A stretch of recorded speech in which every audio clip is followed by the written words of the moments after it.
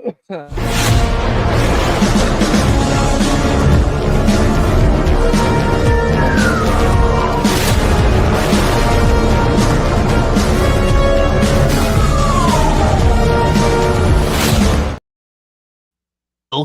to the Bat Signals from the Multiverse.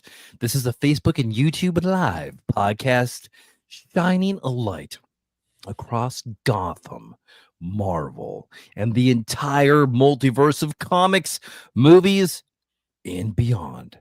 After the live show, you can catch us on Spotify, Apple Podcasts, and anywhere else you get your audio fix. Each week, we fire up the signal and explore the stories that keep us hooked. From Gotham's shadows to the Marvel multiverse, from the Bat Caves to Krakoa, we spotlight the worlds that shaped us as fans. Expect comic reviews, movie breakdowns, passionate debates, absurd games, maybe even a few crossovers that no one asked for, but we're going to do it anyway. Whether you're a Bat fan or an X-Men diehard yippee-ki-yay motherfucker, or just here for the popcorn, Bat Signals from the Multiverse is the place to be. I'm the OC self-proclaimed Emperor of Awesome, Bradley Butin, and with me every week, I have the greatest of all co-hosts, the unverified twin of Dwayne "The Rock" Johnson in the eyebrows, the unverified twin of Dave Batista in the head wrinkles, the unverified twin of Carl Weathers in the mustache, the flavor saver, the unverified twin of Tony Todd in the right earlobe, and the unverified twin of Shamar Moore in the nipples. Brian, how in the heck are you? I am all good, my friend. We took a few weeks off, but we are back better than ever. Want to thank all of you for surviving the pandemic. Want to thank all of you for testing nerd positive and now joining us as we venture into the Bat Signals from the Multiverse. My name is Brian S. Dennis. With this week, the S stands for Pennywise. Yes, we will definitely get. Oh, and I just realized episode 2 just dropped. It actually dropped Halloween, so it dropped a little early. It dropped Halloween. Oh man, I'm definitely gonna have to watch that. It is, and I will refrain from spoilers that we get into it. It's like a mini movie. Number one, it's almost an hour and 15 minutes long. It's long. Yeah. And it is so good, and it will never make you look at store-bought pickles again the same way. That's good because I don't look at store-bought pickles anyway, because I hate pickles. That has actually been this theme since Halloween. So we're recording on Sunday, so it's been a couple days since the episode dropped. But that's been a running theme of people reviewing it just about the scene. And when you watch it, you'll totally see it. Just of like, in a great way, disturbing. And again, once you watch the episode, you know what speaking of, and I am, we'll talk about I love our favorites, but yes, Pennywise and It, welcome to Derry, my friend. Absolutely. Well, you know what? Let's go ahead and let's do our WWE recap, and then we will get right into our favorites. All right. So I'm going to give you a real quick recap of the WWE and want to wrestle. Primarily, I'm just going to talk about Saturday night's main event, which was last night as we were recording. It was a 4-episode card on NBC or Peacock, depending on where you access WWE programming. 4 matches, all title matches, and really there were no major surprises. However, possibly maybe except for one match, we did not do our typical predictions of our heart and head picks. What's going to run through the card. So match number 1, kicking us strong, was the match for the undisputed WWE Championship. Cody Rhodes, who's the champion of the SmackDown show, defending against Drew McIntyre, and did not expect there to be any different result than what we got, which was Cody pinning Drew. I actually, while my head knew Cody was going to retain, I was hoping maybe possibly Drew won this. Drew is a really good heel. Actually, SmackDown is a little light on heels with Kevin Owens being out and a lot of things. Kevin Owens returns will probably come back as a baby face. They're really their main event level heels really aren't there right now. So it would make more sense for that brand to have a heel champion. But it's Cody. Cody retained, and I'm not sure what we do with Drew McIntyre from this moment. Brad, quickly, what were your thoughts on the match? It was all right. I think that was going to be the theme of the night. This one did not whelm me at all. I mean, it was just meh. Yeah, it was there. Yeah. You know. Yeah. I mean, like, yeah, it was. When there's 4 matches, probably one of the better ones. But like, dude, I fell asleep in the final match. Did you? Okay, I did. We'll I talk did. about that. Yeah, we'll get in there. But we'll get there. Yeah. But yeah, I mean, like, I'm with you. There's no shakeups. Mm-hmm. Well, and to give WWE a little bit of grace here, this Saturday night's main event. First of all, it's more or less like a combined SmackDown and Raw. It's on television. You don't see a whole lot of big changes. Famously, the most famous thing that's ever happened on a Saturday's main event where the Mega Powers exploded, which started the Savage Hogan feud back in the 80s when I was really little.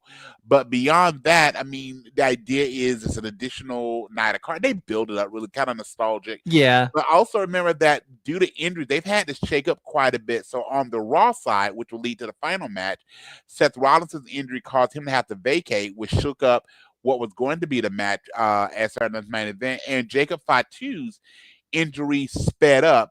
From reading online, the match we got between Cody and Drew was actually going to occur at Survivor Series War Games, but due to Jacob Fatu's injury, they actually had to move this match forward a little bit. I'm assuming Cody would have won that match as well, but definitely they did not kick it into high gear at all in this match. Next up, we've got Jade Cargill versus Tiffany Stratton for the women's championship. In this one, we saw Jade Cargill not only defeat Tiffany, but pretty much squash Tiffany. Tiffany walked in with a kayfabe knee injury. That was to give Jade a reason to defeat her soundly, to really create Jade as a heel.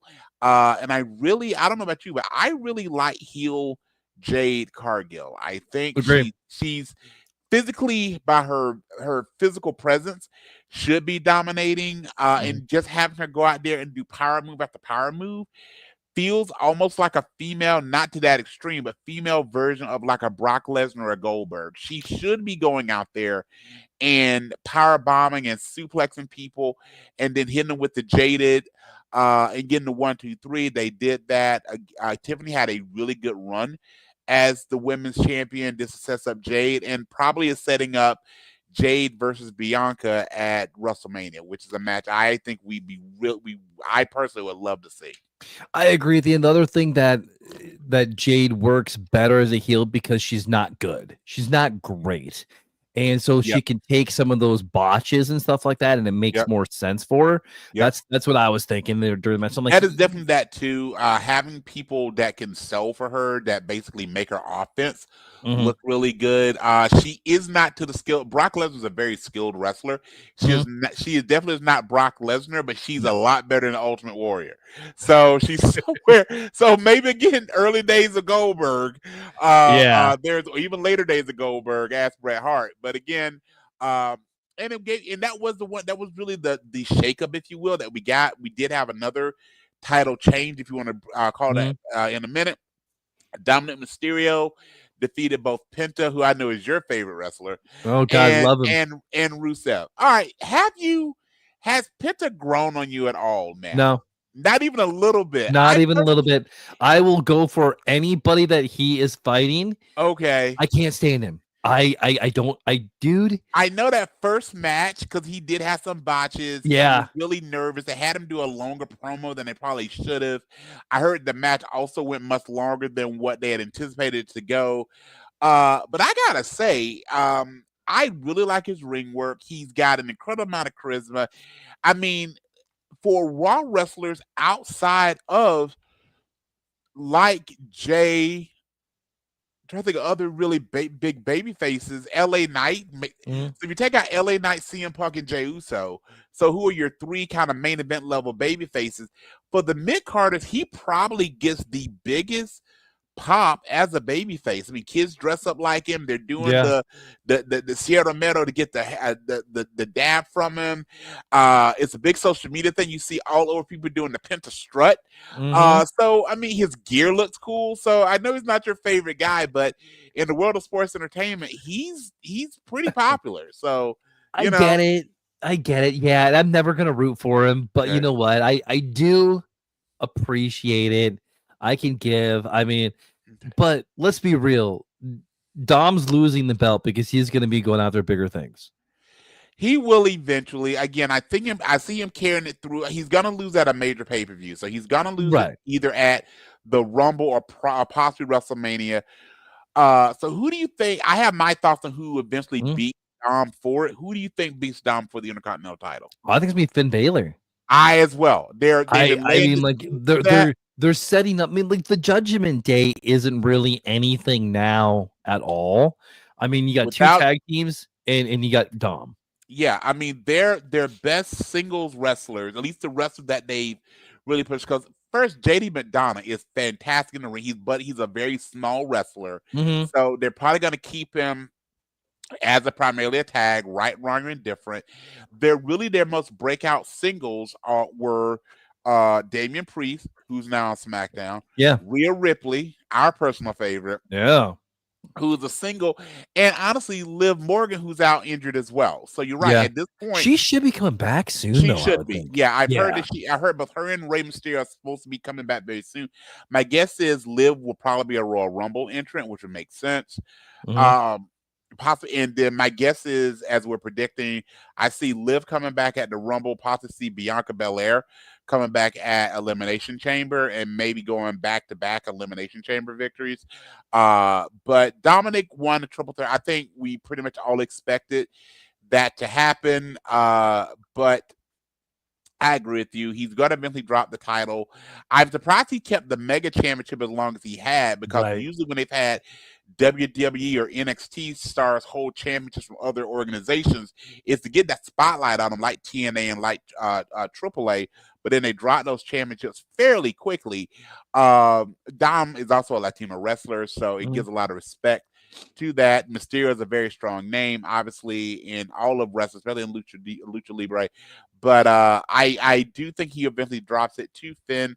That's going to make Finn a babyface. That might put the final nail in the Judgment Day, which I really like Judgment Day. And Mhm. given Same. what they were initially expected to be, especially with Edge and the supernatural thing, I realized it kind of made them like kind of a gang, but also really funny.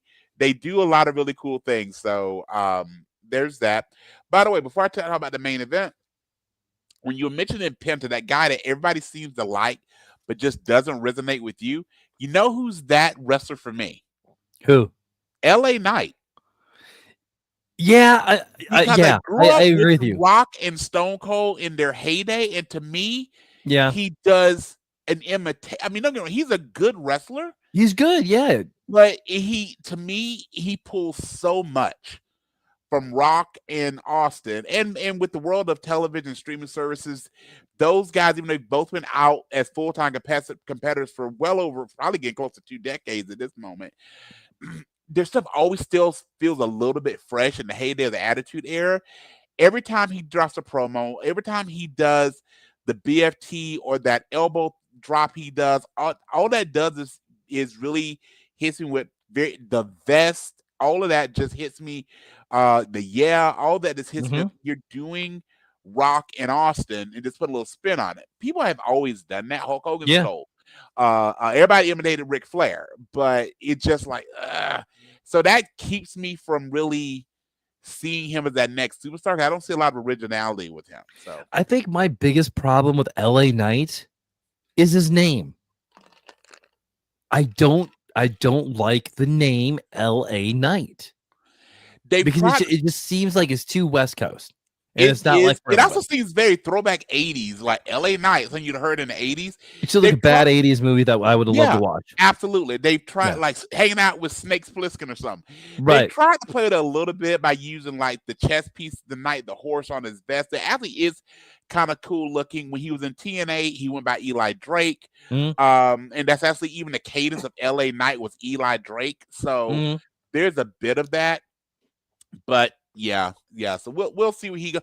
And I'm curious. So there are a couple wrestlers, and I think LA might have a bit of an injury, but there are a few wrestlers that we can talk about more in another episode that are really, when we get into WrestleMania season, especially when we get to the Rumble, there are a few guys that are really in limbo right now. Drew McIntyre and LA, not probably the biggest name, but absolutely, and also you can throw the loser of the main event that we're about to talk about also in that vein. Like, what do some of these people do?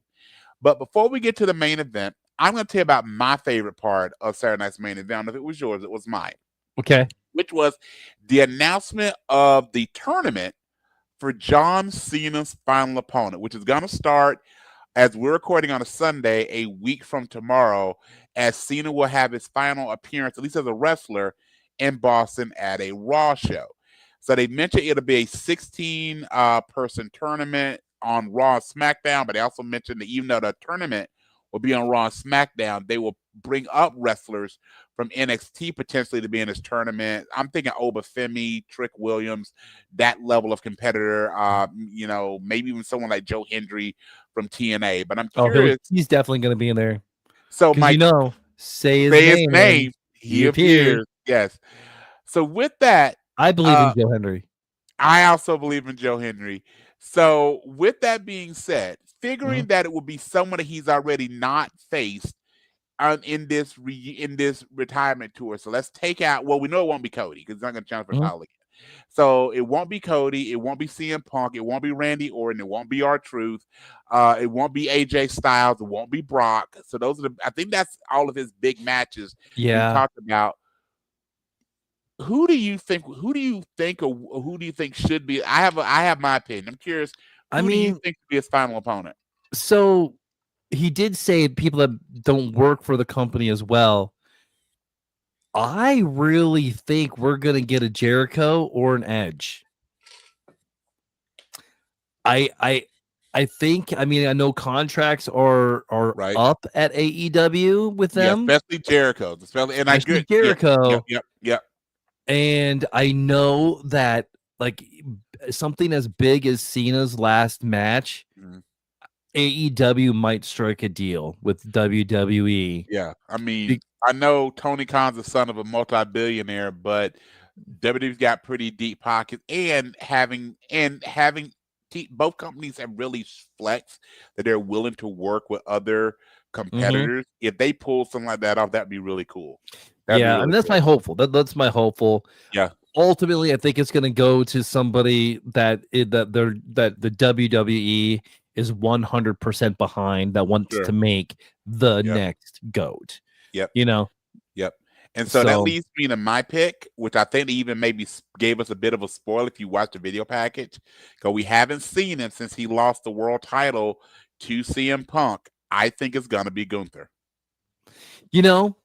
I'm good at that. Gunther's got a physical style. He's lost very few matches, but he's been on, for him, a bit of a losing streak. And talk about someone that, and Cena has been really good about putting over, and we saw, and I think maybe even gave us a little wink of that with his match against Brock. Like, you give me someone that's really physically imposing that Cena can sell for, that can throw Cena around the ring, but it also can be safe. And if Cena's ever going to take a pounding, let it be his last match. And someone that, again, the ring is sacred. I think it kind of writes itself.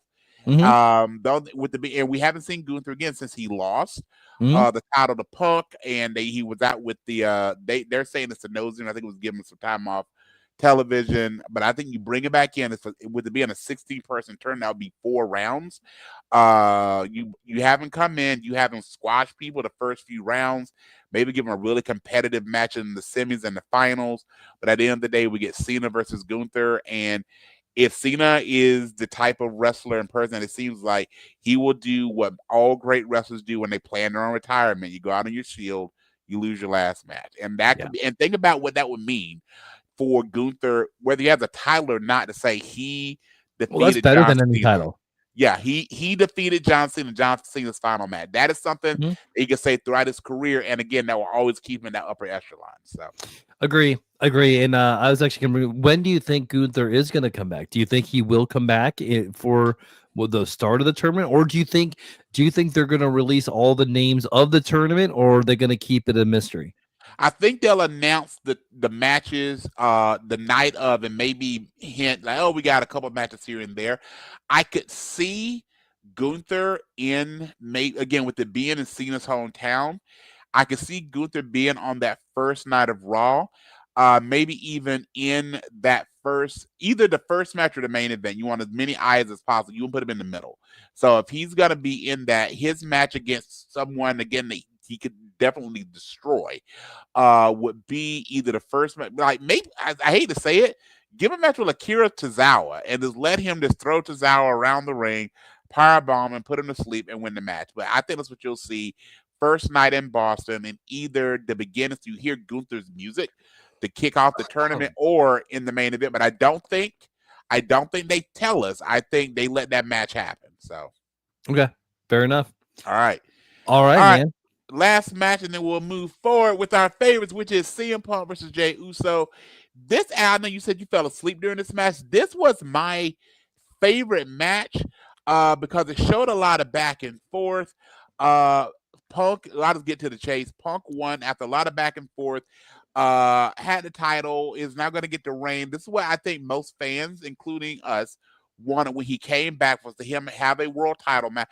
A world title reign of longer than 5 or 6 minutes, when he beat Gunther and then it got cashed in by Rollins. I'm curious, had Rollins not been injured, if Punk would have taken the title. I really don't think so, because they're really pushing the vision. So Punk got his win, and it really makes you think what's next for both Punk and Jey Uso. Punk, number one, is the champion. Not sure who he defends against. Do they continue the program with Jay? Do they try and move something different? LA Knight is called his shot. LA Knight, again, I think might be out with an injury. There's a variety of ways they can go with that, but what do you do with CM Punk? And then I think, honestly, more importantly, is what do they do with Jey Uso? He had all that momentum coming out of WrestleMania 41, and he had a really short reign, lost it back to Gunther. He seems to always be around the main event, but either doesn't get the title shot, or when he's gotten the title shot, he's lost. So I'm just curious, what do you think is happening with Jey Uso? He's incredibly popular. The Yeet is still he's just one of the biggest pops when his music hits. The kids love him, sells all the merch.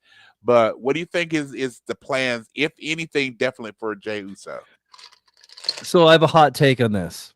I was actually thinking about this last night during the main event, because I was actually pretty bored with the match, and I think that the Usos need another run at a title. I think there need to be. I think the Usos. I think Jay and Jimmy, especially now that they're bigger names.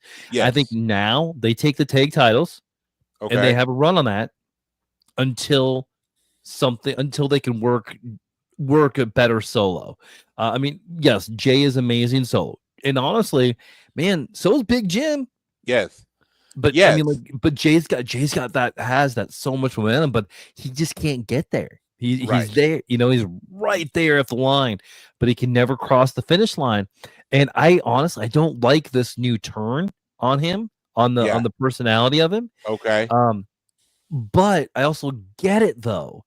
Yeah. I mean, like, I get it, like the frustration, because that's what they're showing, right? And so I think a new Usos tag team would be good. You know what? One more time, I want to see the dance, just once. Yes. Yes. Maybe for just on a Saturday night, Saturday night main event. Let's come out with old music. Let's do the dance. So with that, I mean, I think Jimmy is still technically a SmackDown wrestler. So do you think you see the Usos going after The Raw Tag Team belts currently held by AJ Styles and Dragon Lee, which is a bit of an odd combo. Mm-hmm. Or do you see them going after the SmackDown Championships currently held by the Wyatt Six? Oh God, that's a great question. If they go after the Wyatt Six, you could also bring back Roman into the mix and have a bigger feud, and that True. just sounds like good TV right there. Yes, yes, and maybe even get, I don't know, maybe get maybe that's an excuse for Nia to join the Bloodline to handle Nikki Cross. So that I might mean, be a I'm thing. for that. That might be a thing. All right. Yeah. And again, as we get into WrestleMania season, we should really talk because there's a lot of wrestlers. And by the way, we are only a few weeks out from Survivor Series. There are a lot of wrestlers who's right now, we look at Survivor Series, moving to Royal Rumble, and then into WrestleMania season Mm-hmm. that we don't know. Like, again, we don't know how long Rollins' injury is going to keep him out. We don't know how long Jacob Fatu's injury is going to keep him out. LA Knight and Jey Uso are kind of spinning their wheels. We haven't seen much of Randy Orton lately. We haven't seen the Tribal Chief since he was taken out by Bronson Reed at Crown Jewel. I mean, there's a lot of top name stars that really, be it kayfabe or legitimately, we've not seen for injury or storyline reasons, that they've got a lot of talent that's on the shelf that they can pull back. To my last point, because I don't know if you saw it on social media, currently across the three brands of the WWE, meaning NXT, Raw, and SmackDown, there are six, say that again, six current WWE champions who all are formerly in AEW. Huh. So you have Ricky Saints as the NXT champion, and the NXT Women's Champion, I'm blanking on her name, Blake Monroe, both former, both with AEW. Then you have Jade Cargill, the WWE Women's Champion. You have I'm forgetting his name real quick. Ethan Page is the NXT North American champion, what a Canadian champion as he calls it. Then you've got both Cody and CM Punk as the men's world champions.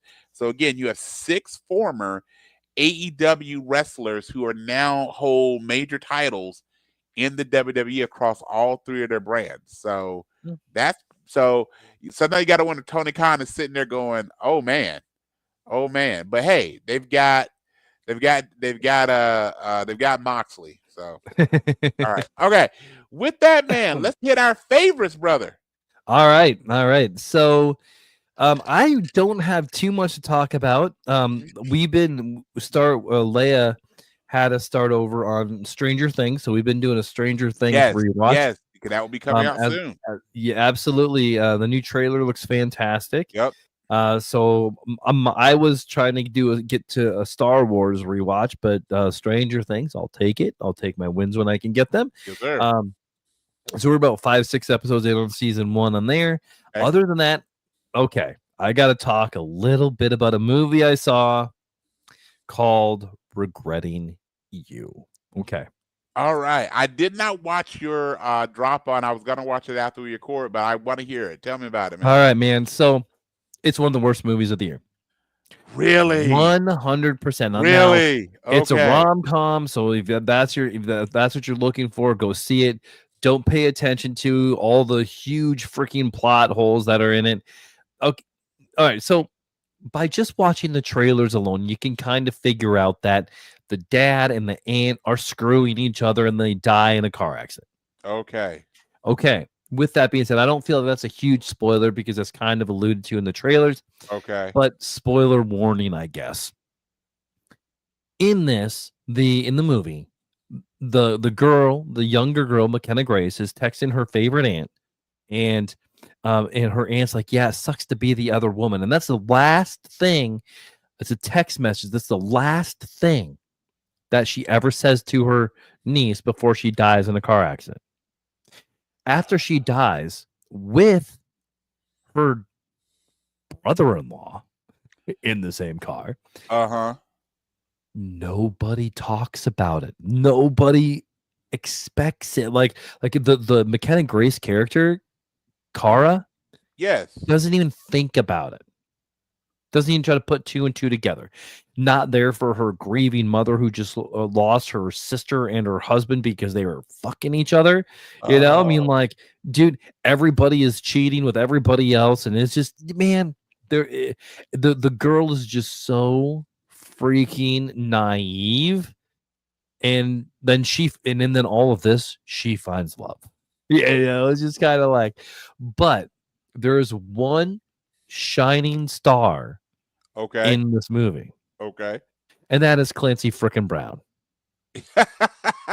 Clancy frickin' Brown plays the grandpa I mean, wonderfully. And McKenna Grace is great too. The acting is great. The script is horrible. The director okay. was bad. I mean, like the McKenna acting was Grace fun. is a really good Yeah. actress. I mean, she really truthfully is. Yeah. Um, by the way, I looked it up and you probably gave it the kindest review.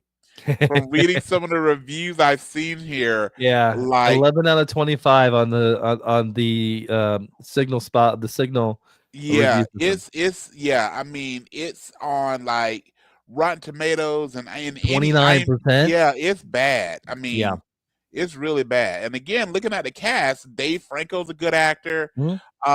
Definitely the least problematic of the Francos. So Mhm. yeah, but and you mentioned Clancy Brown, who I mean, seriously, outside of Giancarlo Esposito, Clancy Brown may have the best acting voice. When you look at, you'll see him in Yeah. movies, TV, video games, all those things. So yeah. So regretting you. All right, my friend. Okay.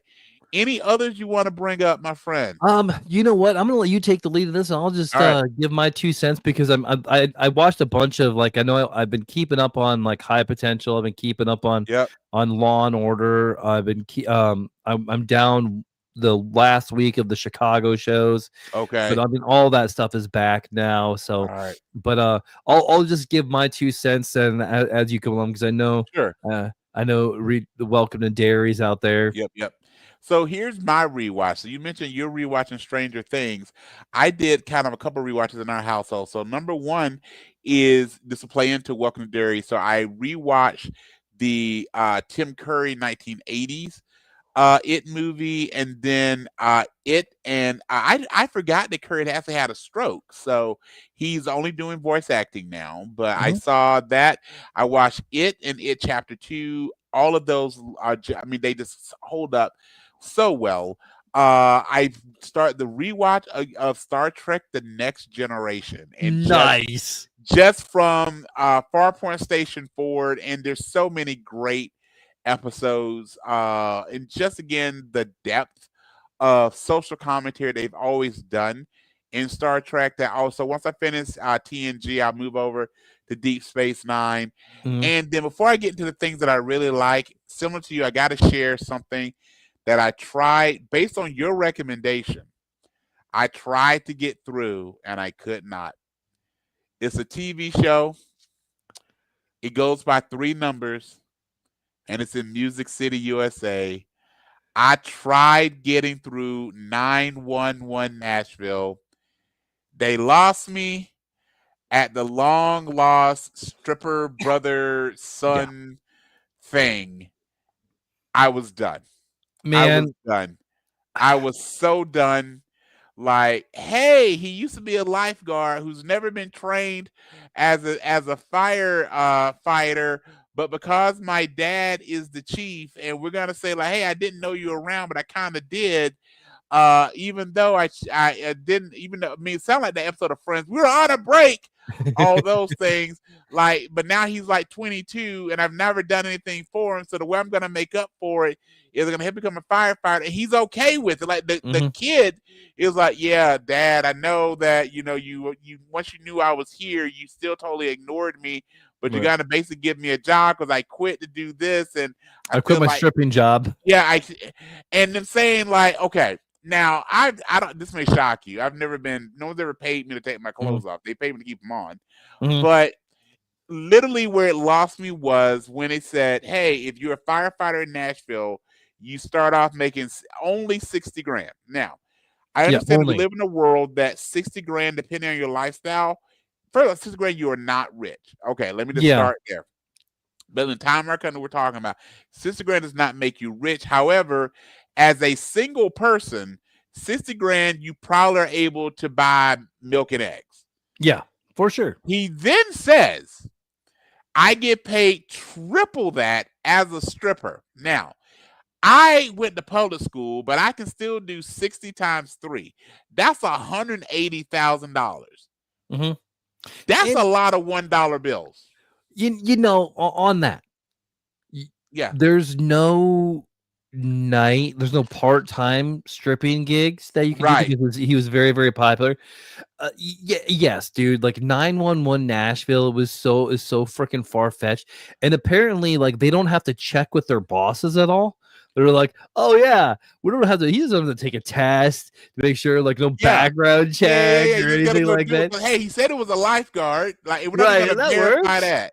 That works. Yeah. You know, did you watch Boston Blue? I've not. That's on the list to catch up. Yeah. All right. So like, I love the show. Okay. But they have one of their plot hole. There's a big plot hole that is similar to this, and I'm going to spoil it to you. That's fine. It's not really a super spoiler of the show. It's because you got these two best friends, right? And one is Danny's son, one is the other main character's son. They're rookies. They just go through academy, and they get to be partners together. No. Brand new. No. Yeah, it bothers the shit out of me. Oh, why hello, kiddo. Do you want to cameo time? It is cameo time. We're talking about TV shows that we like. Do you want to talk to Brian for a minute? Oh, I have a TV show I love. Oh, I know you do. Hi, Princess Leia. What show do you love? One Tree Hill. Angry I don't want to be anything other than what I've been trying to be lately. All I want to be. Yes. Yes. So here's the best thing I can say about One Tree Hill. It has a really good theme song. Mm-hmm. It has similar to Dawson's Creek. The best thing about Dawson's Creek was it had a really good theme song. But beyond that, don't they have Reedus? Like what? Like Dirtbag Baby? Teenage Dirtbag. Yeah, Teenage Dirtbag Baby. Isn't that their theme song? For which show? Dawson's Creek. No, Dawson's Creek was shoot, now I'm gonna forget the name of it. I don't know. It's by shoot, I'll tell you here in a minute. But yeah, so anyway, so I Don't Want to Be by Gavin DeGraw is it for One Tree Hill, and I want to say it's something like Time of Your Life. I can hear the lyrics in my head. I don't want to wait by Paula Cole. That's the other one. So yeah. But again, One Tree Hill, the other it's a show. It's a show. It's a show. Yeah, I love that show. I watched the first season, and that was it. Yeah, I also love Sophia the First and Henry Danger and Victorious and the Thundermans and Sam and Cat. All those tiny kid shows. All right. Have you watched DuckTales? No. Okay, tell your dad you need to watch DuckTales. Apparently I need to watch DuckTales. Oh yeah, absolutely. All right. Wait, I have one more thing to say. We went to the apple orchard today. Okay. Yeah. Did you get an iPhone? Good. Did I get a what? Did you get an iPhone? No. We went to the apple orchard. Oh, so you got an iPad. Sure. Okay, just checking. Yeah. And then, Father, it's okay. I can take over your podcast for 5 minutes. All the apples were overpriced and didn't do what they're supposed to do, correct? Oh, yeah. Yeah, that's fair. That's fair. Oh, yeah. All right. I think it's time for you to tell me her bye-bye because your dad wants to stay with me. All right, kiddo. And bye-bye. The smile is great without the braces. It was great with them, and it's great without them. Hold on. All right, bye-bye. Bye-bye. Goodbye-bye. Bye-bye. All right, kiddo. I will growl at you again. Okay, you growl. Oh, and as always, your bitch. Stay hydrated. Okay. And that does not involve like 2 caffeines a day. Okay, that's good. I had 3. All right, Kevin. I had 1 today. All right. It's bad for Alright. you. Put We that later. I shared with her the best thing about not Dawson's Creek, but One Tree Hill was the theme song. Oh, absolutely. However, the actual best thing about One Tree Hill was I believe it gave us Sophia Bush. Yeah, it did. And despite a lot of other things, yes. So I felt that was something that I could share with you that instead of Princess Leia. But yes, I do believe that is where we had a few. I mean, that was a good show for a few different reasons. Yes. Yes, Sophia Bush. Oh, I forgot Hillary Burton was on. I was looking it Mhm. up. And then of course you had Chad Michael Murray. So yeah, I did watch the first season of One Tree Hill, and you know what that, and then later on, Supernatural debuted. Yeah. And I remember thinking, so this is what One Tree Hill would be like if it was good. Yeah, exactly. Give me vampires, and it made it so much better. Give me monster. But really, the basic premise between One Tree Hill and Supernatural is quality. Yeah. So with that being said, bro, yeah. So yeah. Are you watching Tracker? Yes, Dude, Jensen Ackles. I love Yes. Jensen Ackles. Yes. Season 2 lost me a little bit, but towards the end of season 2, it kicked back up. And as I was going to mention, that Tracker is going really, really well. Did you finish Gen V? So they had the season finale, I think, a week ago. Maybe. I have 1 episode left. I got to get through the finale. All right, Gen Dude, V. it is so good. Yes. And saying it really good for. I don't know if there'll be another season of Gen V, but the next season, The Boys, supposed to be the last. So I think it's setting up maybe for a lot. Well, it definitely, again, not to be a spoiler, it's definitely gonna have a lot of overlap. So we talked about High Potential. My guilty pleasure. I'm loving Dance with the Stars this season. That's fantastic. A great show for you to check out if you've not watched it is if you like The Office or Superstore, those kind of those workplace comedies. DMV. Okay, I will watch it. Is actually, the trailers don't do it justice. It has some pieces of The Office, but it's really more Superstore. Okay. And just some of that. And Tim Meadows, who is also in Peacemaker, he steals the show because he's this burnt out state worker who just doesn't give a damn anymore. And it's only been 3 episodes. The best parts of every episode is, regardless of how apathetic he really is, he's put in a situation that he actually has to at least admit that he cares a little bit about other people, and he does it in such a dry, deadpan way. It's just like, oh God, that is too funny. That's awesome. Funny. So yeah, again, it gives me all the Superstore vibes, the best episodes of Superstore. All right, my friend. And then of course, the last one of the favorites, we've talked around it a bit, but it is Welcome to Derry. So we're only 2 episodes in. We won't talk about episode 2 because you've not watched it yet. Episode 1. By the way, if you see episode 1, did you watch the behind the scenes of it? That came right after episode 1. They did about a 10-minute review of episode 1 and with the behind the scenes. I did not. If you didn't, that is also really good because it had a director, the actors and actresses that played and again, this is spoiler alert. The original group of losers from Derry. Just what are your thoughts on this? And by the way, Stellan Skarsgård, we're so glad that you decided to actually continue your role as Pennywise. But any thoughts or any of the spoilers you've caught, not spoilers, but any of the Easter eggs you've caught regarding other Stephen King material with this show? Not really. I think I might actually watch episode 1 again and then watch episode 2, just so I can. All I know is I was into it. Like Yes. I mean, there was no looking at my phone. I No, mean, like I no. was actually Yes. into it. The second that the little boy, you're like, oh, well, that's Pennywise, Yeah. you know, like right away. The scene with the pacifier Yep. and the thing and the mutant baby. It's really got a great and this is pretty standard for Stephen King. And Stephen King, they consulted a lot on, because this is a prequel. This is actually original material and how they're creating the mythos of Derry beyond Pennywise. And in the episode 2 talks a lot about it as well. It's as big a focus on the town as much as it is what's under the town. And with that being said, 2 questions. Number 1, what did you think about the ending and in the movie theater? And if you've seen episode 1, you know kind of what I'm talking about. Yeah.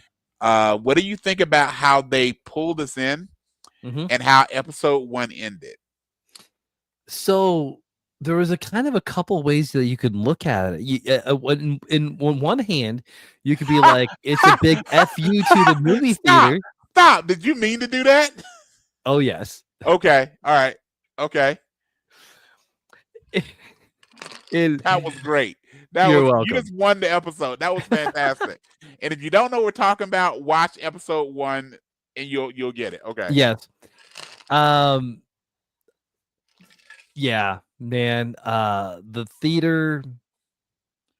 Yeah. Some might say when you go to the theater, it is an experience. Yes. That was so. Again, when you go back on it, when you stream it, again, if you watch at the end of it, go through you can fast forward through the credits, and then again, it's a 5 to 8 minute, I think, behind the scene. They'll talk about not only why they made the choice, but again, we'll talk more about what happened in episode 1, even why the theater scene was the way that it worked out. But then, did you catch? And it's real quick. They'll discuss it more in episode 2. But did you catch the real quick? And they do it very quickly. Did you catch the real quick connection between it / Walking to Derry? I'll give you a hint. The military base and another Stephen King story. It's specifically to do with the military base. Yeah, the name was, oh gosh, it was one of the books, wasn't it? So I forget. Yeah, I mean, I know there was that one there. Yeah. So what it is that, and again, spoiler alert. So if you watch closely, and again, this is a they get more into it in episode 2. And I'm assuming from that point forward of how they discuss it. But if you watch closely, when the colonel is being introduced to people on the base, that he meets several different. There is the person that is the African American gentleman who's driving the general around the base. If you look at his name, it actually says Halloran. That character is Dick Halloran from The Shining. The person that the cook who explains The Shining to young Doc in The Shining, and you also see his ghost in Dr. Sleep. So that is the same character, and the fact that he has The Shining is a central plot. Looking at just taking what happens in episode 2, the fact that he has The Shining is not coincidental. Is why he's in Derry. So again, it's tying together a lot of the other pieces of King material. So definitely want to check out again Dick Halloran, who is one of the characters. And again, they expand more about that when you get to episode 2. Oh, and I think I lost my partner. Ah, here he is. Oh, can you see me? I can't see you. I can definitely hear you, brother. Can't see you. Oh man.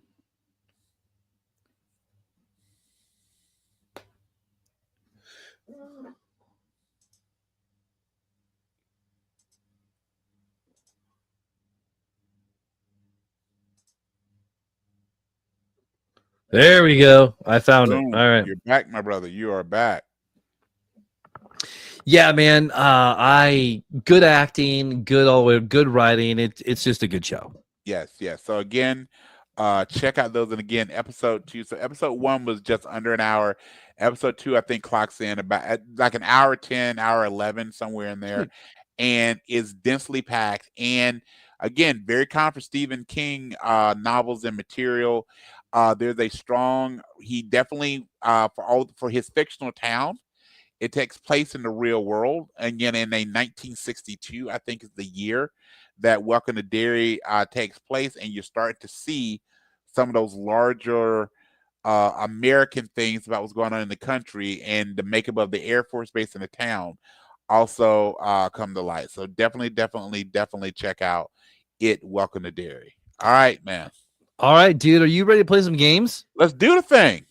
All right, let's play some games, man. I got a game for you. You got a game for me. You got a new game. So I think I'm gonna go first. Oh, let's do it. And we lost your video again. What the heck? Oh my, dude. Guess what? What's up? We're not recording. Oh, what happened? I thought you at I thought we were recording earlier. We were recording. I could have sworn we were recording at the beginning of it, but okay. I think so too. But apparently, at some point, we lost recording. So we'll just record the Nerdageddon, and we'll just do the draft on there, and we'll just do that. But cool, we're still gonna play our games because let's do it.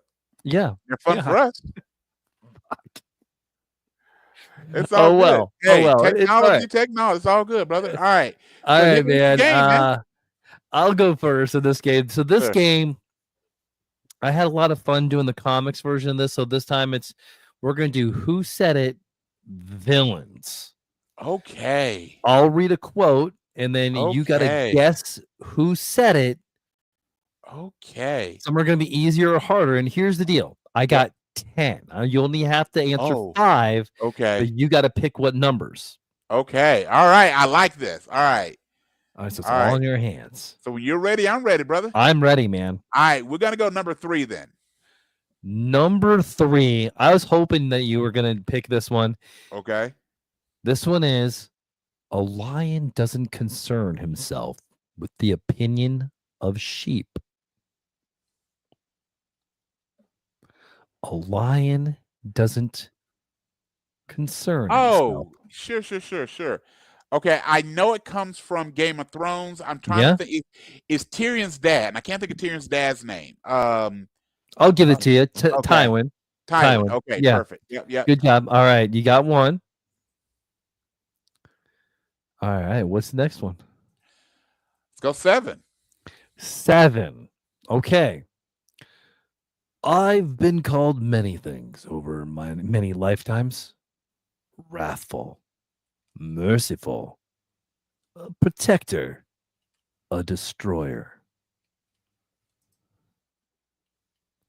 Okay, I've been called many things. Wrathful, protector, but it was one between that, right? Yep. I've been called many things over many lifetimes. Okay. Wrathful, merciful, a protector, a destroyer. I will give you a hint if you want one. I'll tell you if it's a movie, comic, or what it is. Let me think about this one. Okay. The many lifetimes is where my head's going.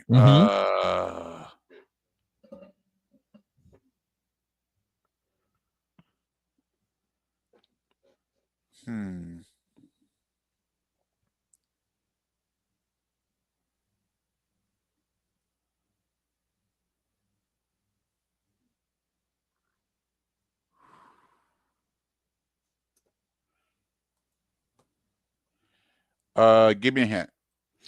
This is a movie from 2005. Ooh, you on a Wayback Machine.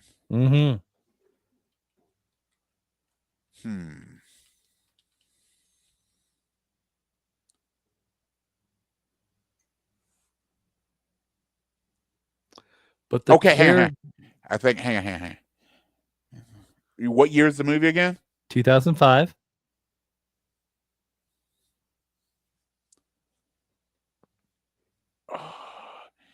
Is it from Marvel?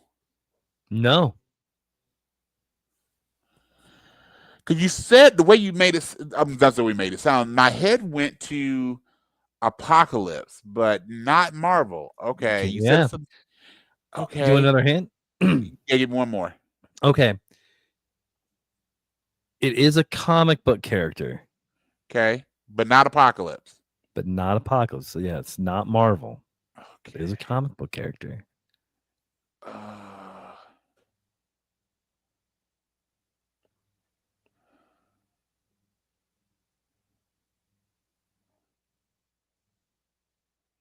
I think I'm gonna have to tap out on this one. Who is it? Ra's al Ghul, Batman Begins.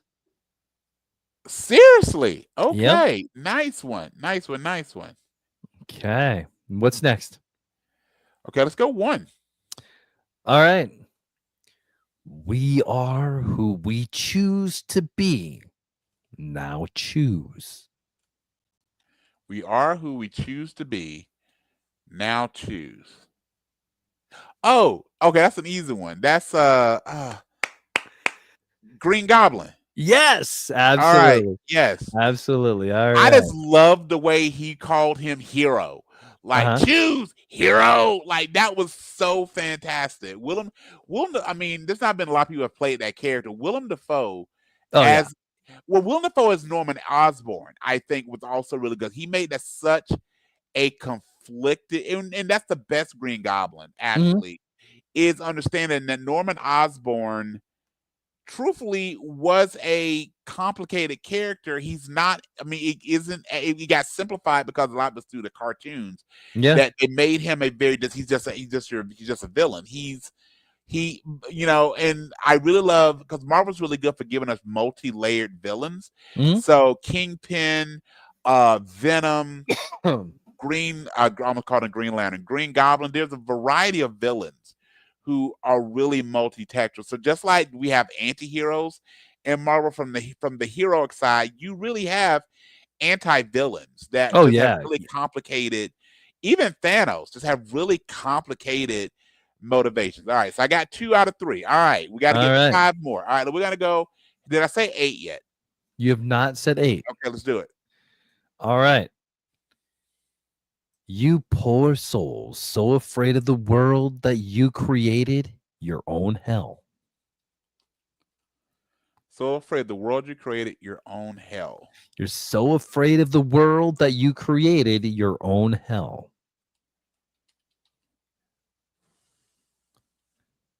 Don't think about this one too hard and you'll get it.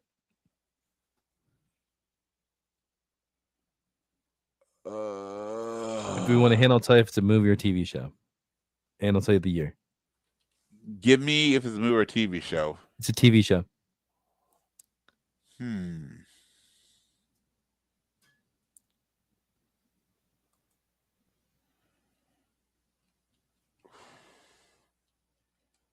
All right, give me the year. Oh, you know what? Never mind. I lied. I can't give you the year. That's fine. That's fine. But I will tell you this. It is based on a comic. Ish. It's based on a comic. Is it? So it is based on a comic book character. Okay. You loosely. So afraid of the world you created your own hell. You created your own hell.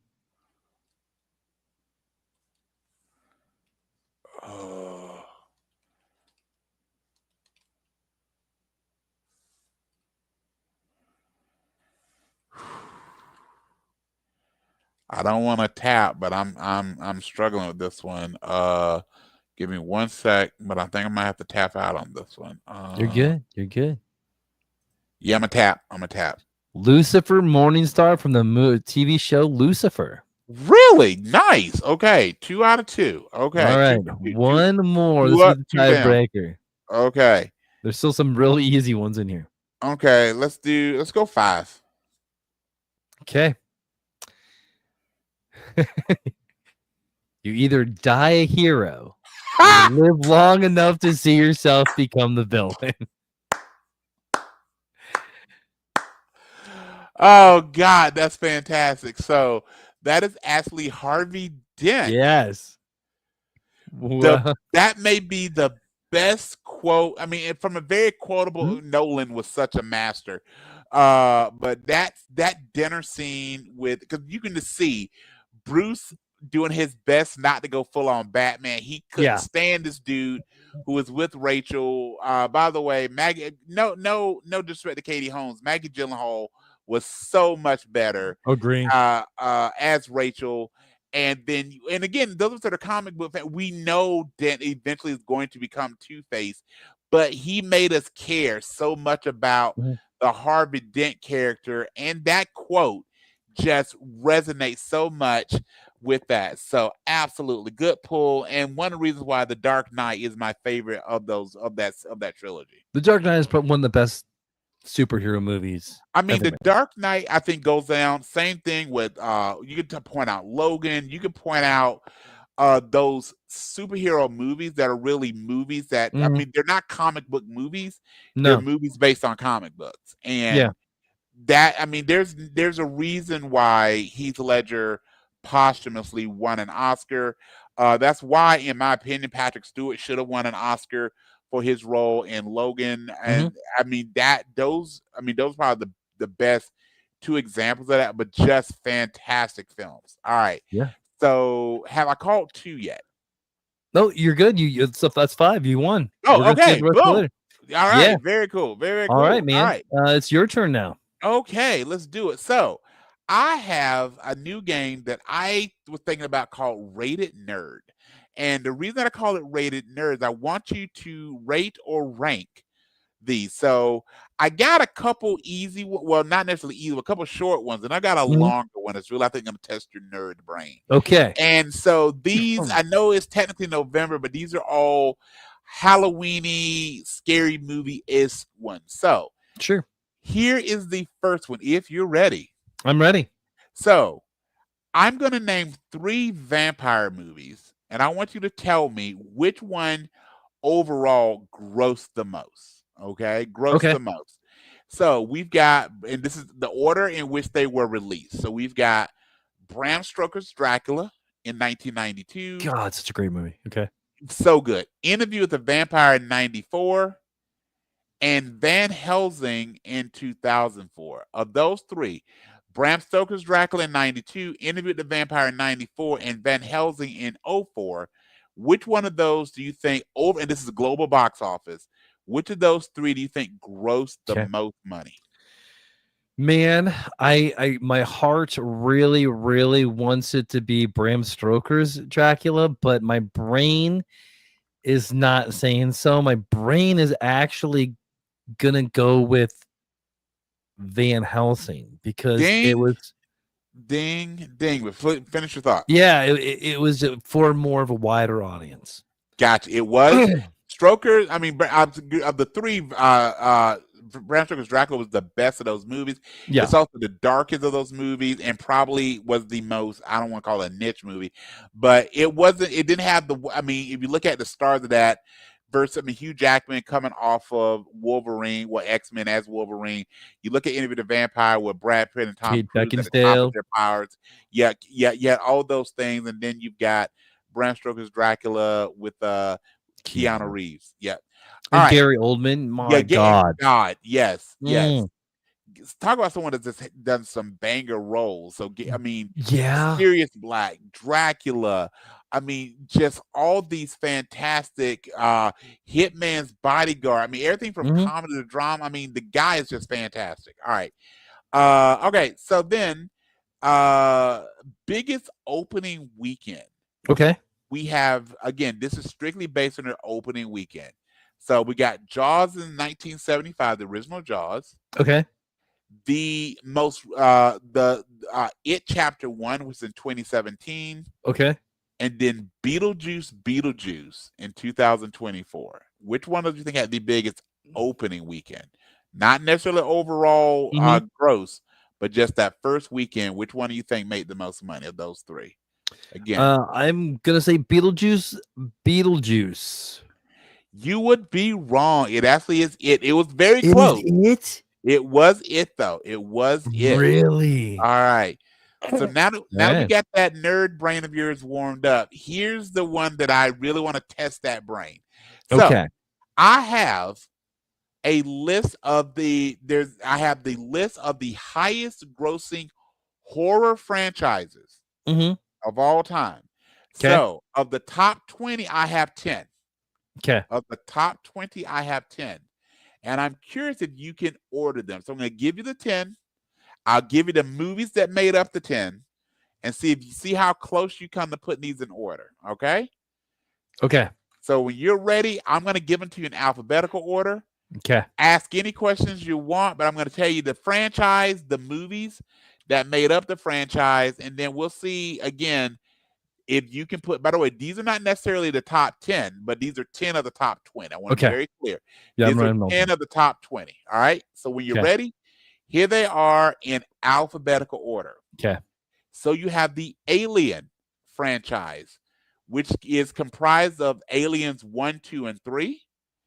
Alien Resurrection, Prometheus, Alien Covenant, and Alien Romulus. What's important about this one, Brad, is what is not counted would be any of the crossovers, such as the Alien versus Predator movies or anything that would have been released like the TV show. Okay. So it is strictly Alien 1, 2, and 3, Alien Resurrection, the prequel Prometheus, the prequel Covenant, and then Alien Romulus. Next up, we have The Exorcist, which comprises of The Exorcist 1 through 3, Exorcist the Beginning, Exorcist Dominion, and Exorcist Believer. I don't know if I ever saw Exorcist Believer. All right. It's all right. Next up, we've got the Jaws franchise, which is Jaws 1, 2, and of course, the Oscar award-winning Jaws 3D. By the way, you want to make Jaws not scary? Make it in 3D. Yeah. Jaws and then Jaws the Revenge. So those 4 movies: Jaws 1, Jaws 2, Jaws 3D, and then Jaws the Revenge. Sharknado's not in there, or it was Jaws versus the Meg isn't in there either. No, it was on the cusp. It was gotcha. Only if you get Ian Ziering in there, then you can get Sharknado versus the Meg. Right. All right. Now we've got Hannibal. And the Hannibal series comprises of actually the first movie in the series, actually Manhunter. I did not realize that. Okay. So we got Manhunter, Silence of the Lambs, which I think everybody seen, Hannibal, Red Dragon, and Hannibal Rising. So again, the TV series does not count in this. We've got the Paranormal Activity franchise, which is Paranormal Activity 1 through 4. The Marked Ones, The Ghost Dimension, and Next of Kin. Then we have The Purge, which comprises of The Purge Anarchy, The Purge Election Year, The Purge First Year, and The Forever Purge. And then we've got 4 more. We've got the Resident Evil franchise, which comprise of Resident Evil. Then you've got Apocalypse, Extinction, Afterlife, Retribution, Final Chapter, Welcome to Raccoon City. The animated products are not included in this list. So if you're keeping track, not that necessarily matters, Resident Evil has the most movies of the franchise. Has the most movies of the franchise. Then we go to The Ring, and these are only the American movies of The Ring, because The Ring is taken from a Japanese franchise. These are only the American movies, which is The Ring 2, and Rings plural. Last 2, Saw, which is Saws 1 through 6, Saws 3D. See the also rationale with Jaws 3D. You want to make a horror movie less scary, make it 3D, because unfortunately horror movies, it just makes them look cheesier. Then you've got Jigsaw, Spiral, and then Saw X. And then lastly, Scream, which are the Scream movies 1 through 6. So again, I will give you those franchises again in alphabetical order: Alien, Exorcist, Jaws, Hannibal, Paranormal Activity, The Purge, Resident Evil, The Ring, Saw, and Scream. Again, those are all the top. Those are 10. Those are 10 of the top 20 in alphabetical order. Okay. Let's see. Do you want to take a rough guess and see which? Well, I know I'm going to ask guys to put them in order anyway. Yep. I was going to say if you want to guess which one was the highest rated, but I'm just curious. When you're ready, I'm ready, and I give you a point for everyone you get correct. So okay. Let's see here. 1, 2, 3, 4.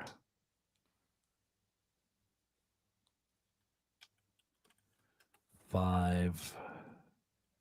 Not to mess up your thought processes, but also want to keep in mind that Alien, Exorcist, and Jaws all had movies that their franchises started in the 70s.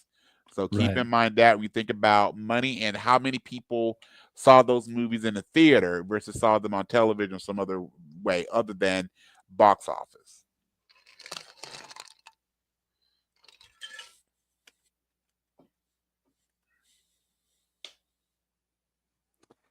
No.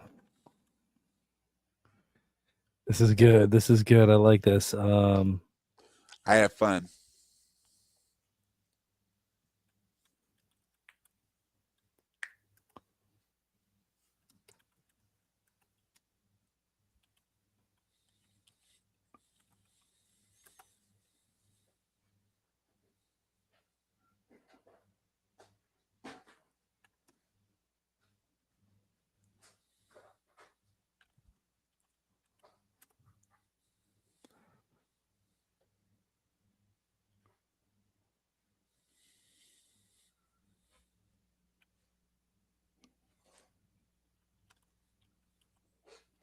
Okay, let's see if I get. Let me see if this makes sense to me. Okay.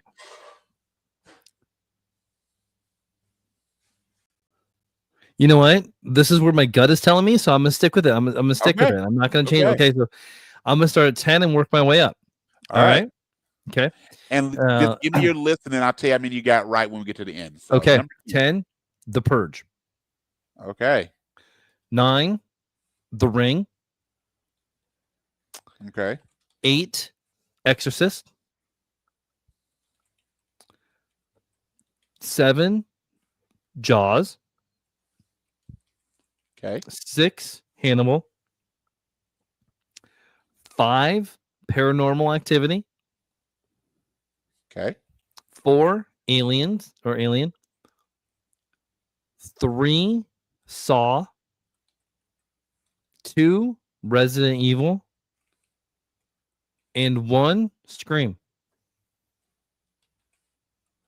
All right, give me a second. I'm gonna make sure that I got these incorrectly. Make sure I have these correctly, and we're good.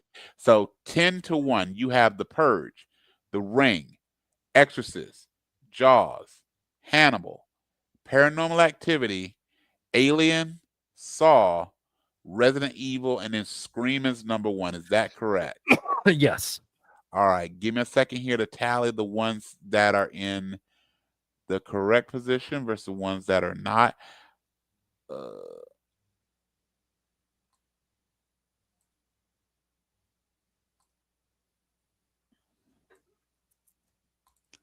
So I'm going to tell you right now, I am impressed. You have, make sure I count this correct. So out of 10, you got 6 correct. Yes. So you started off strong and then in the middle, but then you ended strong. So here we go. So I'm going to tell you number the ranking in the top 10 that we have, but also their overall ranking. So coming in at number 10, which of the top 20 highest grossing horror franchises, coming in at number 19, but number 10 on our list, which you had correct, was The Purge. Number 17 all time, but on number 9 for our list, you also have correct, The Ring. Number 8, 16 all time, you have correct, The Exorcist. Number 7, 13th all time, you have correct, Jaws. Number 6, which is where your first miss, is actually in number 11 all time, Paranormal Activity. You said Hannibal. Yeah. Number 8 all time, which is number 5 on our list, Scream. You listed Paranormal Activity. Oh, really? Yes.